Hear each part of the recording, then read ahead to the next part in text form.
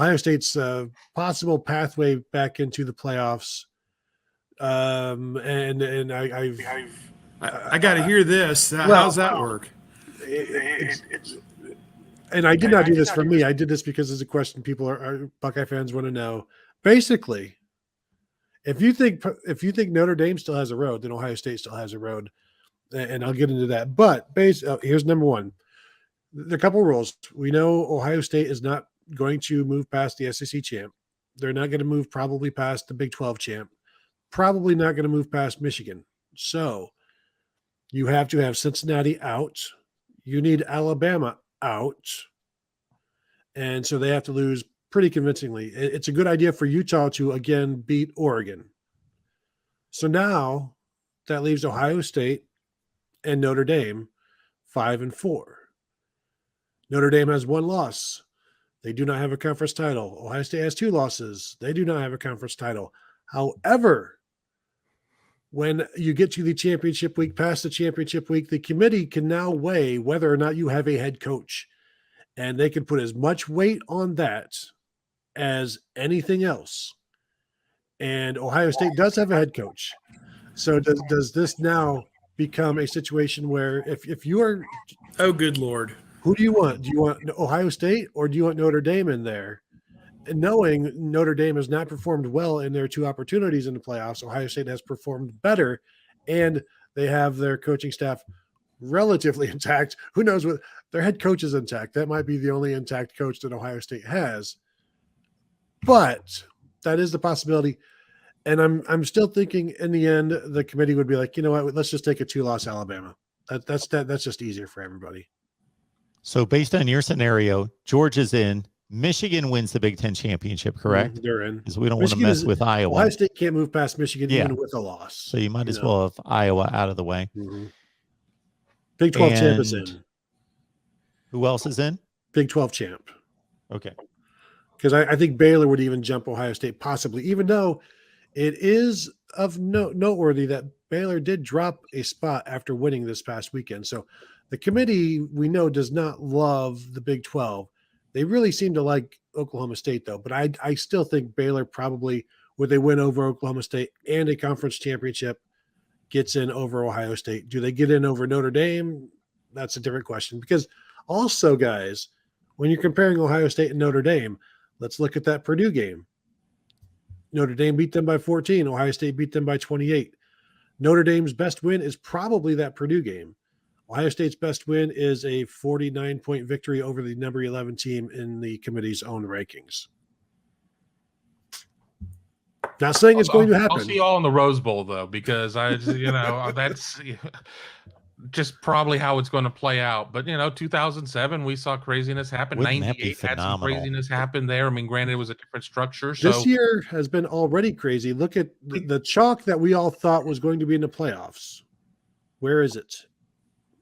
Yeah, I think what pokes a hole in your scenario is they have Notre Dame ranked ahead of Ohio State now, and neither team can do anything. I know there's been a development as far as the head coach. Notre Dame can do something. Hire a head coach. That has nothing to do there, but it's still a perception thing. Nothing to do with their body of work. Perception thing. But now it does. Nothing to do with their body of work. But now what the players accomplished. Right. I think it has zero. Honestly,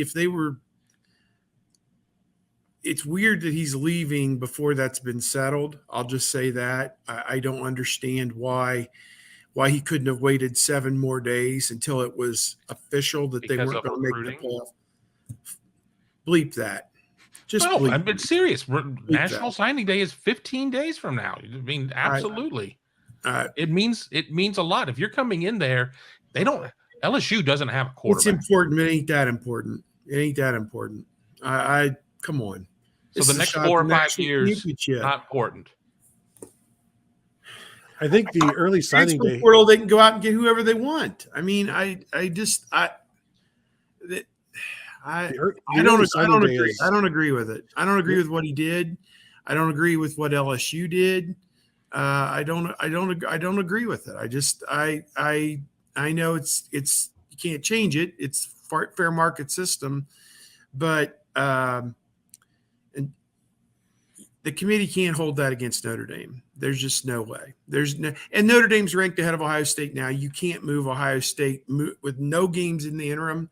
You can't move Ohio State ahead of Notre Dame. There's just no way. There's just you're looking at this rationally. Are you new here? I know. Have you not followed what's happened in Grapevine year in and year out? Come on, Steve. We've had many beers and talked about this committee many times. They have changed it to looking at this from this cold analytical way and not from a realist way. And the realist way is they can do whatever the bleep they want to. They've changed it to fit their final outcome that they want any number of ways. I will grant you, but this would be a bit much. Technically, Steve, regardless of a team playing, their resume changes the next week. So Notre Dame's resume is going to change, even though they didn't play. The teams that they had played, their resumes changed. Therefore, the strength or weakness of the schedule. So with Notre a Dame's schedule Michigan was so victory bad in the Big Ten championship game, with Is an Oregon victory in the Pac-12 champion, well, we don't want that. Well, I don't think But that with has some other any impact outcomes on across Ohio the State, country, whether Oregon wins or not. I don't I'm think just trying to figure it out. You lost to them. I don't think, it devalues your loss. I don't know what that even means. My question, did Notre Dame even play anybody who's in a conference championship game? I guess Cincinnati. Besides Cincinnati. Yeah. That's it. I don't know. The other thing, and just to go back about the coaching, like they don't look at a player who is absent or a coach who is absent until after the championship game, after the conference championship games. Now they will project what kind of impact does this have? Would this impact the kind of matchups we can make? And I think it absolutely does. And so I think it just depends on how much weight each of those people in the committee will put on it.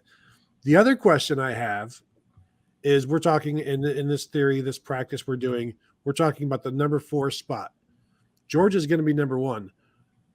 Is Alabama in that race? If those two teams, if Georgia just beat Alabama, is the committee really going to put Alabama there, a 2-loss team at number 4 to have the same game again? Like we just saw it happen. What's the point of that? And so then does that help a team? Does that take Alabama out? And I think if Ohio State and Notre Dame are put together, don't be surprised if the committee goes with Ohio State, because again, they have a head coach and they have a better win than what Notre Dame does. And as we've seen, the committee likes the wins. They don't necessarily get overly concerned with the losses at times. But again, me trying to predict the committee, I understand that's a fool's errand. We all know that. We're just talking here. It's a show. It's a television show. Michigan State, Penn State, Purdue, even Minnesota are arguably better than Notre Dame's wins, with Purdue being their ceiling. Yeah. Mm-hmm. Well, you got all of that, and then you still need 3 tumblers, 4 tumblers to fall the right way to even have the discussion. So Houston has to beat UC. Yep. There's a lot of stuff before people either get excited or outraged about Tony's scenario. I mean, things have to happen first before you get there. So I want to see outrage. That would be hilarious. That would be phenomenal. We're just all here trying to do some content, y'all.